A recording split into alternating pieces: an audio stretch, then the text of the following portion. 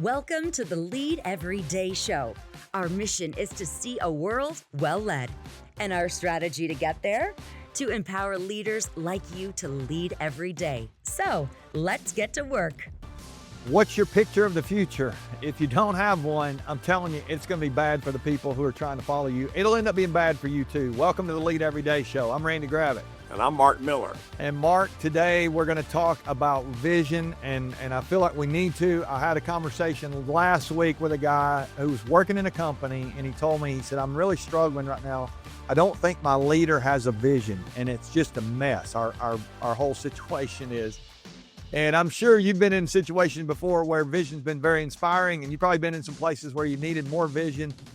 I want us to dive into this because this is a really big it's a big deal for leaders. If we don't have a vision, it never ends up going where we want it to. Yeah, we've said for years that leadership always begins with a picture of the future. And so I think we need to try and unpack this for some of our audience. Yeah, that's great. All right, so let's start with this. I want to go back in your archives here. Has there been a time where you have been? Because I think the power of this is just. I mean, if we can unleash this, would be great for the people who are listening. Have there been a time where you were really inspired by a vision? You thought, I want to be a part of that. Give me a story. We haven't pre-talked about this. What's on your head and in your heart? Yeah, well, there are probably a lot of those. But one does come to mind immediately. Some of our audience will know the name John Maxwell, and he's a leadership thought leader and been very prolific for many, many years in the leadership space. And years ago, this'll date the story for everyone. He had a monthly subscription service where he sent out cassette tapes. Yes, this was probably 15, maybe 20 years ago. Sent out cassette tape one a month. Let me pause you. You may need. I want to pause you. You may need to explain what a cassette tape is. Yeah. Think about a physical manifestation of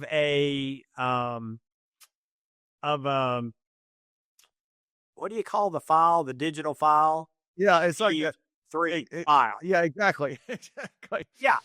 They were little plastic boxes. They physically had tape in them, right? And you could put them in the dash of your car and listen to music or content. It's crazy how far we've come. So John had this monthly subscription, and he taught a leadership lesson every month. And so I subscribed. And so I'm driving down the road one day. I pop in one of these tapes, and John came on and said, today's lesson is going to be different. He said, historically, as you know, I've tried to teach something. I've tried to add value to you. He said, today I'm not going to try to teach you anything, but I do want to share with you a vision.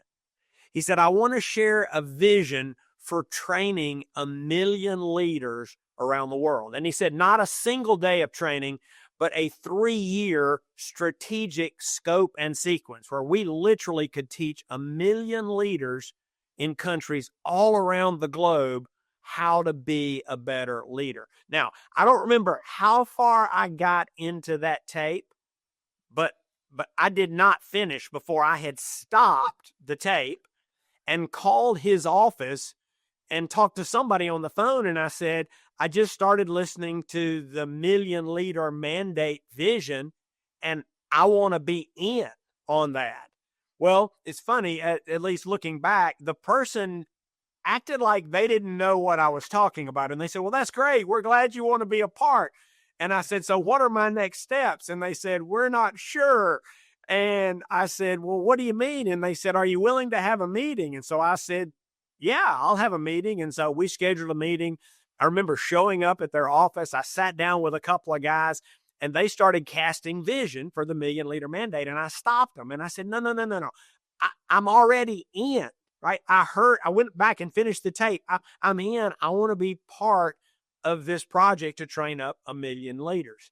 And so as it turned out, I was in the very first city, which was Mumbai, India, with John to launch the 1 million leader mandate. Now, just to play that forward, for those that may have never heard of that, ultimately the team assembled trained 7 million global leaders. So fun story, but I was in before I even heard all of the vision talk. It just was something that connected with me at a very deep and personal level. And so I signed up. That's amazing. I think you know this. You can fast forward the tape about the cassette tape about, I don't know how many years it was, but a few years ago, your son Justin he actually taught in the Million Leader Mandate, and he was him and his wife were expecting, maybe it was their first kid, I can't remember. And your maybe it was your granddaughter, and Justin calls me up and says, "Hey, I need you to go to Bogota, Colombia, and teach for me for John Maxwell because we're having a baby." And so I end up on a flight a few days later, and I'm in Bogota, and so I taught in that as well, Mark, and that vision that was pretty amazing because I don't think, I mean, they ended up like training leaders in every country in the world, right? I mean, it was 196 or how many countries there were. Let me tell you how that happened. Several years into the project, there had been a couple of million leaders trained. Now, I was not in the room when this happened, but I have it on good authority that John's team approached him and said, "Hey, boss, the Million Leader Mandate is going really well. In fact, it's going so well, we've trained 2 million leaders." And John said, "Fantastic." And they said, "So are we supposed to keep going, right? We were only going to train 1 million. We've already trained 2 million. What's next?" And reportedly, John said, "How many countries have we trained in?" And somebody, did some quick math and said, "We've trained in, 47 countries," or whatever the number was. And he said, "How many countries are there?" And somebody did some quick work, and I think they came up with the number 192 at the time. He said, "That's the new vision. We're going to train leaders in every country." And so it was that extension or expansion of the vision. They ultimately trained leaders in 192 nations. And the total, again, I think has ended up over 7 million leaders. So it's fun how that thing kind of took on a life of its own. All right. So for somebody who's listening right now, they may be thinking, what does that have to do with me? And what I think we both would say at the end of the day, leadership matters more than anything. And to the leader, if they don't have a vision of what they want, now, not everybody has the same resources that John has. Resources may be different, timelines, horizons. All kinds of things. They're different when it comes to vision. But if you can't paint a picture of where you want to take people, I don't think you can take them there. I really don't. And I think there are some things today we can unpack. If you don't know what your vision is, or you don't know how to get one, Mark, it's amazing how many people have said to me through the years, "I don't know how to come up with my vision. I'm not sure what my vision is." I want us to unpack some of that today, because I've got to believe there are people out there listening who are not where they want to be. And some of that is, there's lots of factors, but some of that is just because they haven't painted a picture of what they want. They haven't really in their mind and heart settled, this is my vision. This is what I'm going to go after. So if you're game, man, I say we try to help some leaders today who are maybe struggling with some vision. Let's do it.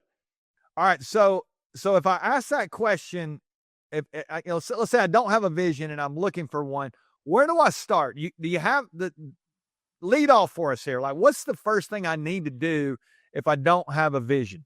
Well, I think you need to invest the time to find one, to craft one. And that may seem really elementary, but so many of the leaders that you and I have worked with over the years, they're so preoccupied with the present, they've made no preparation for the future. And so I've been a big fan, as you know, for years about leaders setting aside time to work on the business, not in the business. Yeah, you're going to work in the business, but how much time on your calendar are you investing to ensure that you have a preferred future? And if you are investing that time, then one of the very first things is to figure out what that future might look like. Now, we're not going to get into this today, but we've written extensively about the concept of margin, and that's in the work we did around smart leadership. And one of the things you can work on, certainly there are many things you can work on when you have time scheduled alone. But I would say one of those really high priority items is, what do you want to be true in the future that's not true today? And so when you say invested time, it's got to go on my calendar. I've got to have time set aside to think about the vision, to dream about the vision, to plan the vision, all that kind of stuff. And there's got to be time on my physical calendar, or it's not going to happen. I can't tell you how many leaders I talk to who have great intentions when it comes to vision. They've got a plan to have a vision, but they don't have a vision because they didn't put time on their calendar to sit down and think about, what do I want to be true? Now, let's say something here for a second, Mark, too, to the leader I mentioned time horizons a minute ago, but there are different kinds of leaders. We're around sometimes frontline leaders. We're around managers. We're around C-suite. I mean, we help all kinds of leaders at different levels. That they have different lengths of time that they're probably thinking about. If you're a leader of a group of employees on a shift, let's say, you might just be thinking about the next 4 hours. If you're a manager, you might be thinking about the next 4 weeks. If you're a CEO, you might be thinking about 4 to 10 years down the, or a board, you might be thinking about decades. I mean, so let's don't forget that part. And I would say the higher up you are in an organization, I actually heard you say this one time, the higher up you go in an organization, the more time you might need to spend alone. That's because they need to spend time thinking about the vision, right, Mark? Right. And other things. But the higher you are in an organization, forgive the historical pyramid, because I know a lot of organizations are flatter, but just stay with that visual for a second. One of the advantages of being higher is you can see further. If you're down at ground level, all you see, if you're not careful, is today and the moment. And you've even talked about this. There's an illustration from one of your fighter pilot buddies that when you get more altitude, you can see further. You have some of that you might share. Yeah, I think he told me that when you're at the beach at sea level, he asked me, how far can you see, on a clear day? And I'm thinking, well, you can probably see, I don't know, 100 miles. I mean, I'm just making stuff up. He goes, no, you can actually only see 2.9 miles. The earth is round, and you can see the horizon, but you can't see the water past 2.9 miles. It curves off. But if you get up, I think it was 30,000 feet, you can see 239 miles if you had the right lens, and that's pretty, I mean, that's a great picture there of so many of our leader friends. If they're not careful, you can just grind away. You talk about as the quicksand, even it can become quicksand, that grinding away on the beach. If we can at least get up to the balcony every day, we don't have to get to 200 miles or 30,000 feet so we can see over 200 miles. That's not necessarily something you're going to do every day. Although if you own the company, you might need to schedule some time every quarter, every year, where you're going to try to look out as far as you can. And so I know you, even in your own personal life, have talked about having a 30-year plan, which I think that's so fascinating to be thinking about that. But it's amazing, Mark, how many people spend more time planning their vacation than they do where they're going in their business. And, you're going to spend a week and you don't spend any time at all thinking about your life and your vision for your life, or your vision for your company, your vision for your team. I think this is a really big deal. So I love the idea of pulling up like you're talking about. I think that's, that's so, you got to invest the time. And let me say one more word and we'll keep moving. I do know leaders that are looking for the vision in the shower and in the drive to work. That's probably not where you're going to find it. I would encourage you. I mean, you may solve some problems that way, but those are not your big, complex, far-reaching challenges that you can solve while distracted in your daily commute. You need some chunks of time. Now, there's a lot of research around this. I'm not going to suggest that I know the answer or the researchers know the answer, But typically, you're going to need a block of time in order to go deep. In fact, there's a great book called Deep Work by Cal Newport. Maybe we'll talk about that some other day. So if you're going to work on your vision and you've got some time alone, I would encourage you to begin with some 3 or 4 hour chunks of time. And I think you'll find that that will be adequate to begin the thought process of actually creating your preferred future. That's fantastic. Okay, so if you're listening today, I want to ask you to look at your calendar. When's your next vision meeting with yourself? I want to challenge you to schedule that. Find a block, a chunk of time like Mark's talking about, maybe a couple hours, put it on there and ask yourself some of those questions. We'll actually give you some questions maybe to think about here in a few minutes. But I think this needs to be scheduled, Mark. I want to encourage leaders to really look at their calendar, put it down, and show up for that meeting maybe with an expectant heart. Because what happens when we are locked in on this and we think about this, we actually can dream up some pretty cool stuff. And amazing things happen when people have vision. When they don't, it doesn't. There's an old story about Walt Disney. I probably shared this on here before, but I'll share it here.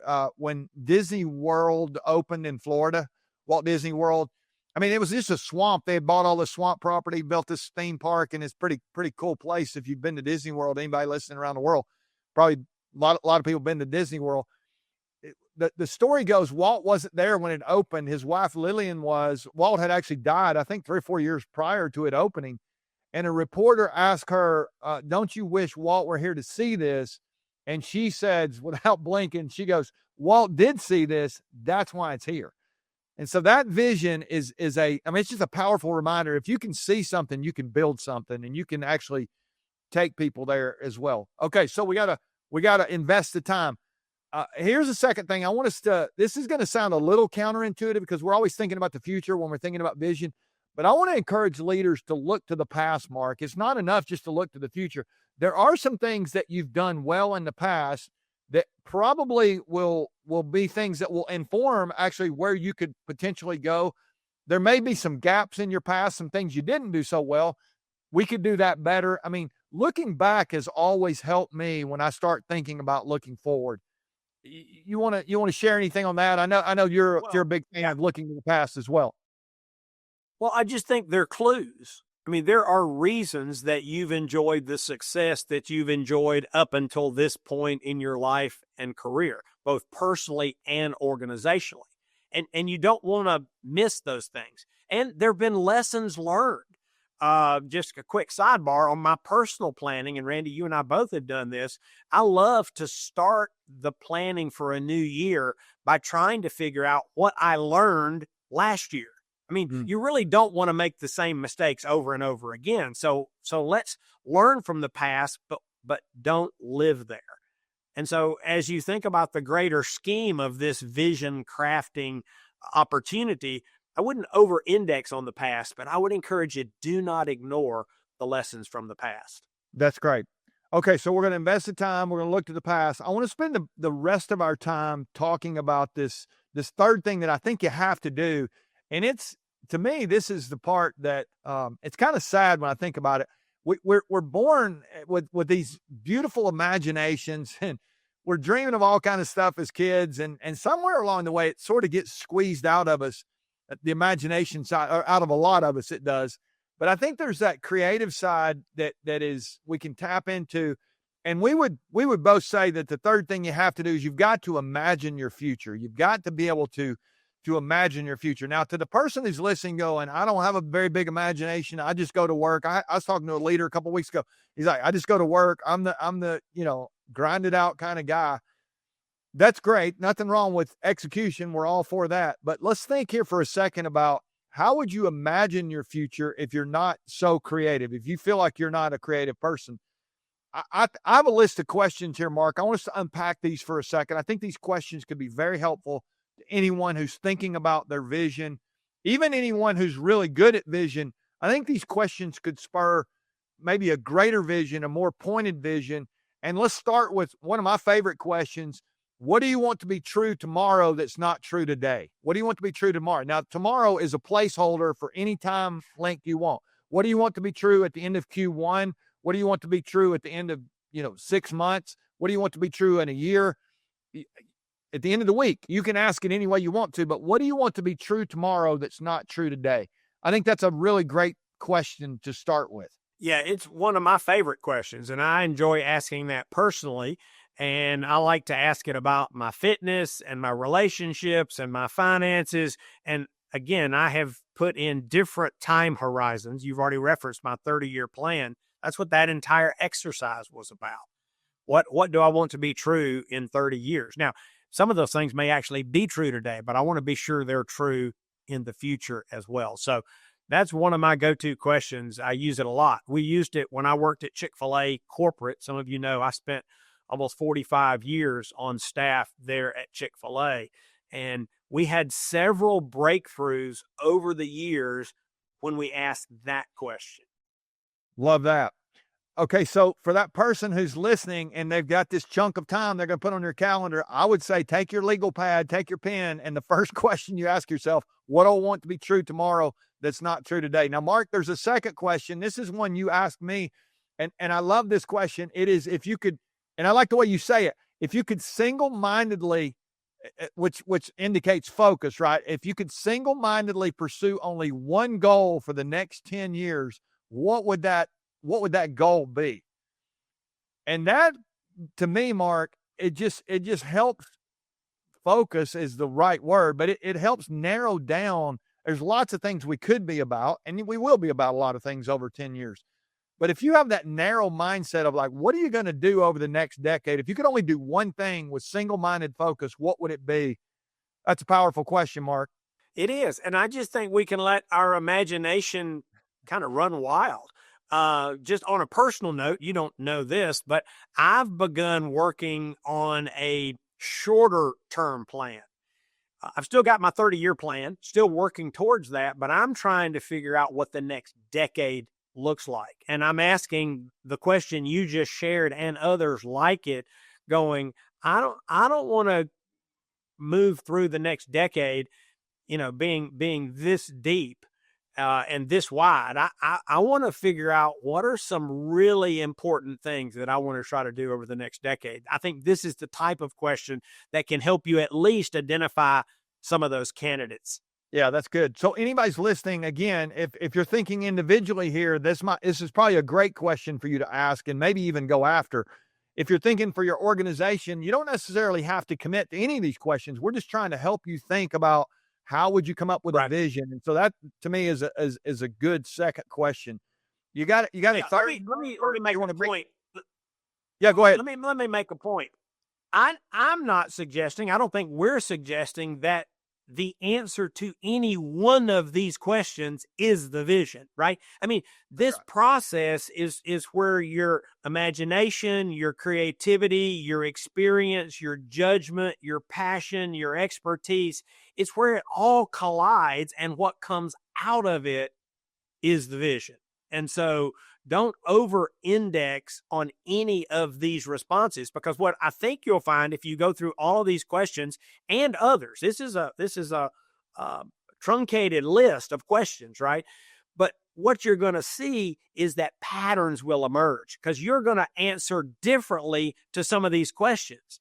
But it's in that that connection between. And sometimes it'll even be the things that are not specifically articulated that will actually be the ultimate answer.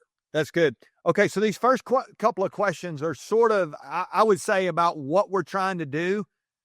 Can you talk, Mark, for a second about the power of knowing why you're trying to do it? I think that's a good third question. Why is it important for us to accomplish this vision? Can you talk about the why? Well, yeah. So at the risk of a total detour here, typically, not often, or not exclusively, I should say, but typically the why is considered the purpose. And many people would say purpose and vision are two different things. I don't want to get into the semantics of that, but I think it's important, if you're going to commit your time, energy, effort, maybe the time, energy, and effort of your organization for an extended period of time, I think the why matters, because if there's not a sufficient why, you'll abandon ship. I mean, because what you're going to do, assuming it's a stretch, it's going to be really hard. And what's going to keep you going when it's really hard?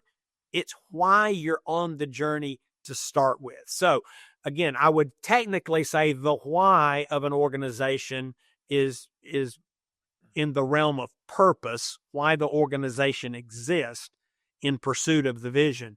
But I do think that will provide you another energy source as you begin what is probably going to be an arduous journey. Yeah, that's a good reminder. I like that idea that I know what I'm trying to do, but why I'm trying to do it, it actually can maybe help me even laser in more on what I'm trying to do if I can get to that motive side of it. I think that's great. Okay, so here's another question. I like this one. What accomplishment are you willing to invest your life and career on? I think when we think about vision, what am I willing to, because at the end of the day, it's my time. And am I willing to invest my time in fill in the blank? And if it can honestly say that, maybe I'm on the road to vision at that point. Yeah, and your time is your life. I mean, don't be confused by that. You know, as your days, weeks, months, and years go by, that time is your life. And one more thing I'll say here, as you go through these questions, you're going to begin to see that some of them sound similar in spirit. Well, they are, because they're trying to tease out this preferred future. So you may think that second question and the question we just reviewed are first cousins. Well, they are, and that's by design. Yeah, we would build on it. I just continue to stack it here. What am I trying to become, and why does it matter? That's another little nuanced way to think about the kind of person I want to be. And what is my motive in that? Do I want to impress people, or do I want to really make a difference in the lives of people? Or, I mean, what is my motive behind the person I'm trying to become? Yeah, and it could be, what are the type of people we are trying to become? You can take these questions and apply them personally or organizationally. Okay, speaking of organizationally, here's one that we have. What are you convinced that your organization should endlessly and tirelessly strive for? Like, what should you just go after? I love that question. And that might give you a little more a way to focus your energies corporately and collectively.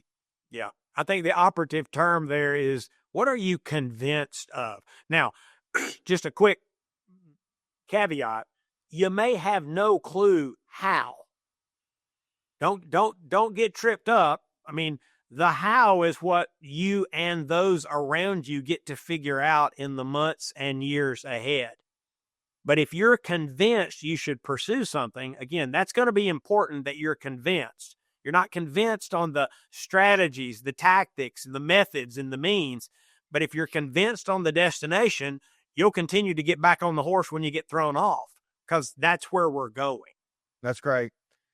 Okay, so here's one more question. I think this would be a good one to ponder. What's big enough that you could work toward it your entire career and then pass the baton on to someone else to pursue? I mean, are we about some things that's big enough that we would give our life to it and then believe that somebody else would want to pick it up and take it and just continue to run with it? That's legacy kind of thinking, Mark, and that's a really big vision question. I love that one. Okay, so let me give a couple of warnings here for anyone who is they're going to take what we're talking about and apply it. They put the chunk on their calendar. We're going to go and we'll take these questions. You don't have to answer all these questions on your first meeting with yourself. So this is something that's going, Mark said, invest the time. This is something that you're going to do meeting after meeting after meeting after meeting. You're going to continue to wrestle with the vision, and the vision is going to do a couple of things. It will potentially change at times. It's okay. It will probably not change a lot. I mean, you're going to, some of these questions, depending on how pointed you get, you start thinking about, what am I giving my life to? That almost shifts over from vision to calling. I mean, we could have another episode on that, but I want to warn on the other side. There's going to be, let's go back to that idea of leading from the balcony versus leading from the beach. I think if we're not careful, we're going to get, a few things could happen, but we're going to get busy. I'll use that word, Mark. And if we're not careful, we can confuse activity with accomplishment. I think these vision questions or the vision itself will continually remind us of what we're trying to accomplish. We're not trying to be busy. We're trying to go to a destination here that we've pictured, a preferred future. And so let's remind ourselves of that. I say all the time, I've said it on here before, if the vision is fuzzy to you, it'll be blurry to the people who are following you. So you're going to have to really, as a leader, stay locked in on what is the vision, because if you don't, they certainly won't. And so just want to remind you that. And then, Mark, I've heard you say before that success can be one of the things that clouds our vision. We can become complacent the more successful we become. And if we think about our success, that's a danger.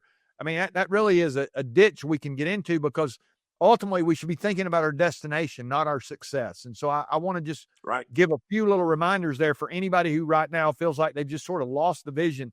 That can happen very easily if you've been successful or you've been even in a particularly heavy season where you've been producing a lot. You can lose sight of the vision. It's like going down the road really fast. You can go so fast that you can't read the signs, so to speak. And so I think the vision can become fuzzy if we're not careful. Okay, so you want to put a bow on this? Anything? You got any suggested reading or anything anybody could do? I've got a book here. It's a throwback. I want to warn you. Leaders by Warren Bennis. This is a classic, and it's 40 years old. You say, well, why would you recommend that book? Well, it's a classic for a reason. And yes, there are a lot of books out there that talk about vision. In fact, some of the things that Randy and I have written talk about vision. So there's a lot you can read. I think I shared this book for two reasons. One is it was, as I recall, I've read a lot of books over the years, but it was the first book that I read by a leadership thought leader that emphasized the importance of vision. And Bennis was a professor at USC. He wrote this book 40 years ago, and he did pioneering and groundbreaking research by interviewing successful leaders. And he said there are four things that he calls them strategies that he discovered from his work.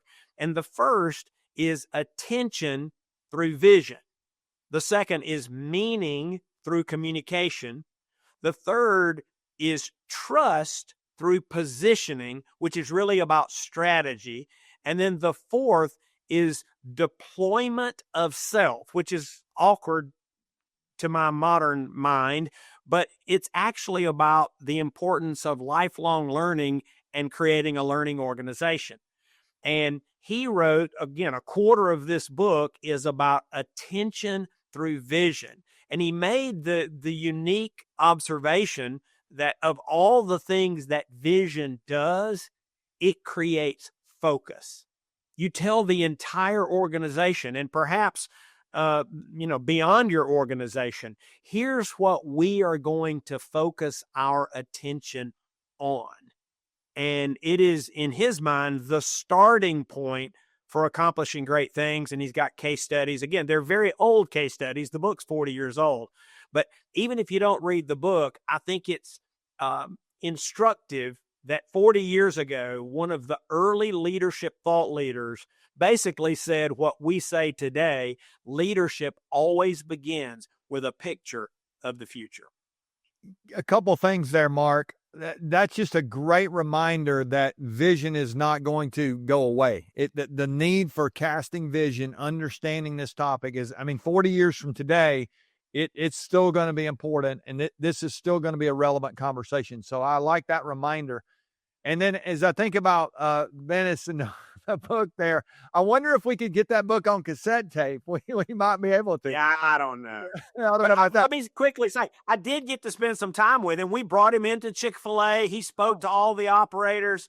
Quite a guy who, in my mind, was ahead of his time. Oh, for sure. For sure. I would also say this. Somebody told me years ago, for every new book that you read an old book. And I'm like, how old? And they're like, if you can find one 100 years old, read it. But I think this one would qualify. I think it's easy just to read the latest, greatest stuff. And I love that. It's fantastic. But But I think there's some gold when you start thinking about Bennis and Drucker and Tom Peters. And that, I mean, there's some people who've written stuff a long time ago that has stood the test of time. And what they talked about then is really still relevant today. So I hope this conversation will be helpful. I hope more than anything, the people listening will put a chunk of time on their schedule week after week after week and do the work of vision. It is so important for you to know where you're trying to go and why it matters, and maybe who you're even trying to take with you and why that would matter. And so we hope this will be a conversation that you'll continue to come back to. Let us know how your vision meeting goes, this week. I mean, if you have one, we'd love to hear from you. info@leadeveryday.com. You can find us.